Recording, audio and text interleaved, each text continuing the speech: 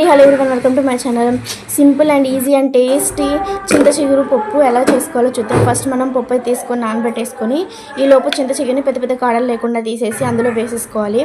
So same దాంతోపాటు కొంచెం అంత పసుపు, ఉప్పు, కారం, అలాగే కొంచెం నూనె వేసేసుకొని కలిపేసుకొని మధ్యలో ఒక గిన్నె పెట్టేసి కుక్కర్ మూత పెట్టేసి 5 to 4 విజిల్స్ వచ్చే వరకు ఉంచుకుందాం.